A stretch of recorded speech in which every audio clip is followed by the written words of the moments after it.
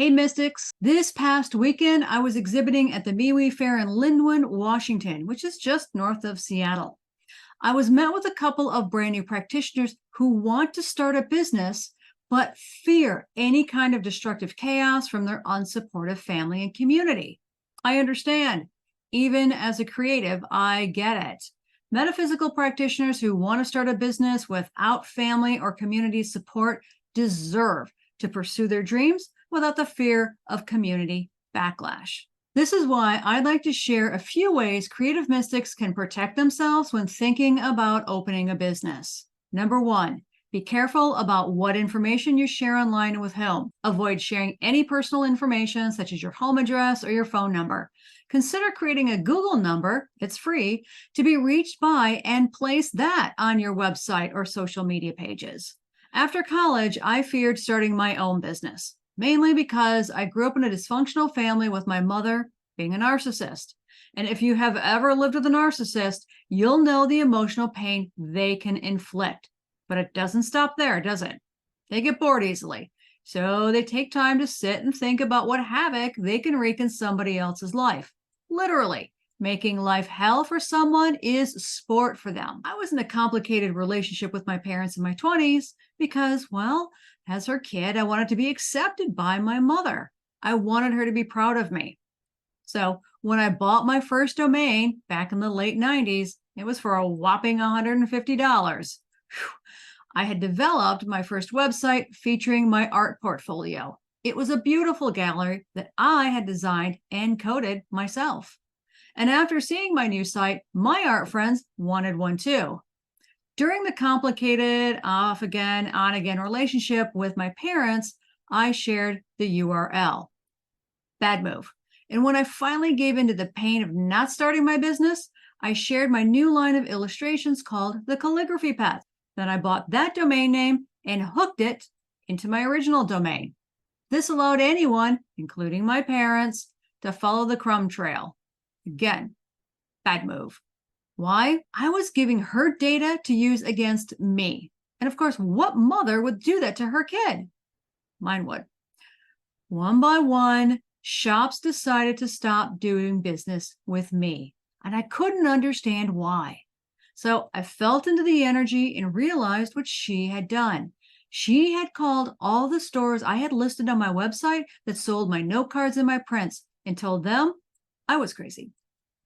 Now, I had to remove any new shops going forward for fear that she would continue destroying my future opportunities. It was heartbreaking.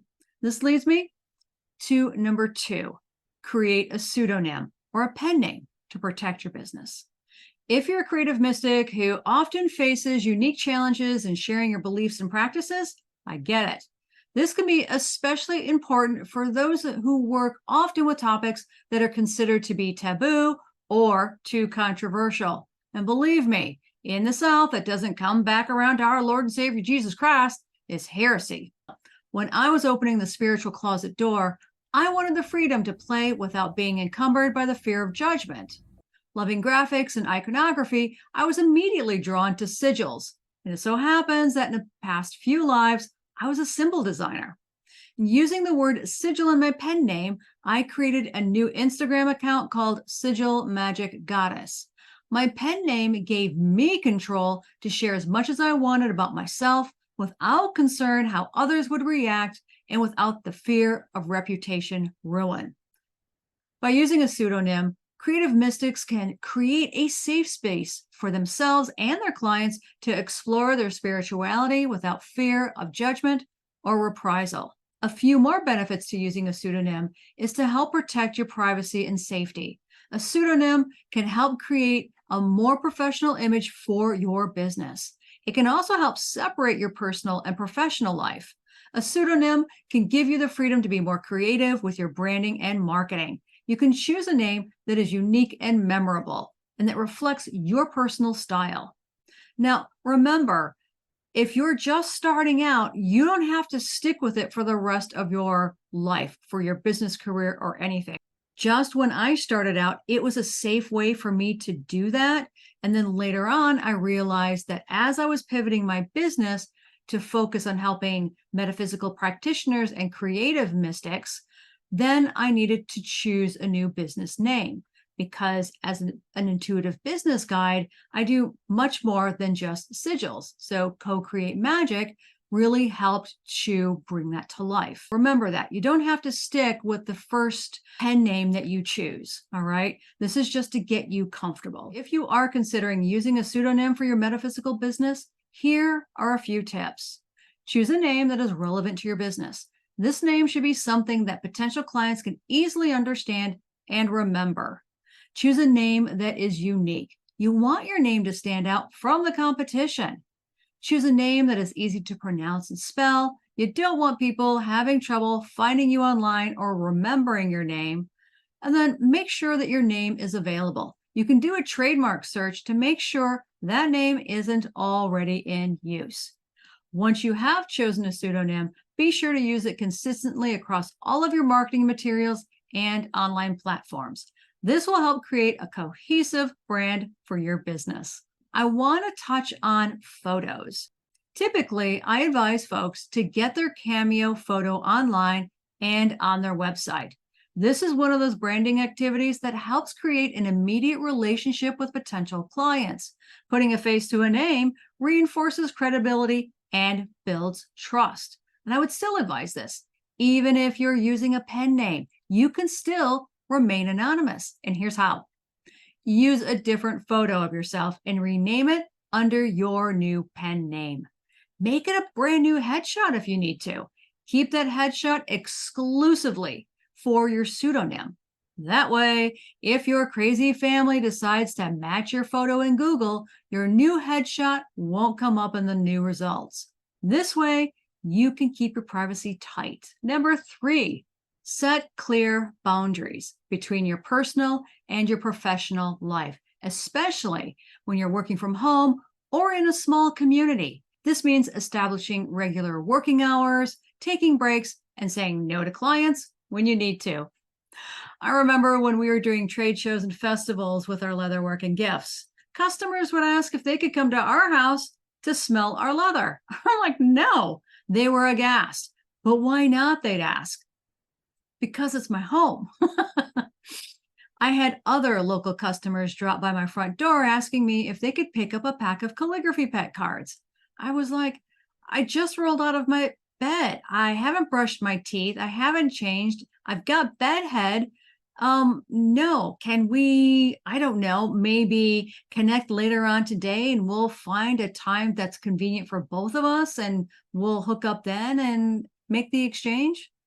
It's also important to be clear about your services and your fees and have a written contract in place for each client. Outlining what you have to offer, for how much, and for how long will prevent scope creep. Scope creep is when customers start asking for more than what the service package offers. For example, if you offer mediumship for $150 an hour, it includes X, Y, and Z. And of course, if the client wants another service, they can choose from the a la carte item. When booking a session, don't be afraid to ask if they want fries with that. That's called upselling. Sometimes arranging your offerings into certain combinations, like a price fixed menu found at a cafe during restaurant week, can be very attractive to your clients. Maybe it's making a combination of meditation, yoga, and sound healing. Maybe it's psychometry, mediumship, and energy healing. Or maybe it's remote viewing, energy clearing, and boundary protection. There are numerous options that you can play with that your customers will love. Just have fun with it and work with them to see what works for both of you. You might be surprised. Number 4, build a network of support. Even if you don't have family or community support, there are still ways that you can build a network support for your business. This could include joining online forums or groups for metaphysical practitioners. You could attend workshops and conferences or find a mentor. Having a network of people to support you can help you stay motivated and focused, and to troubleshoot any challenges you might face. You can find communities online like Facebook, or Reddit, right? Or hybrid and offline communities can be found through Meetup or Eventbrite. There are more and more communities popping up each day. So ask your new colleagues where they find new watering holes to sip tea. And number 5, protect your energy. Mystics are often highly sensitive and empathic, which makes them vulnerable to energy drain. It's important to take steps to protect your energy, ones that often include grounding and centering techniques before and after each session, energy clearing techniques, and cord cutting after every session. You may also want to consider offering shorter sessions or limiting the number of clients that you see each day. Remember, you're not alone. There are many successful metaphysical practitioners who have started their businesses without family or community support. That would be me included. So use smart strategies like these that will help you find the courage to co-create your dreams, even if you have a crazy family. Now that you know how to protect yourself, it's time to take the next step and start planning your business. But with so many things to consider, it can be difficult to know where to start. And that's where Mystic Maker's business portal comes in. If you want to learn more about how to safely research your new business name and know what to avoid when choosing a name, consider joining Mystic Maker's business portal. It has everything you need to quickly start your business with tips on how to protect your privacy and safety and create a more professional image for your business. You can find that and more at CoCreateMagick.com. Until next time, stay magical.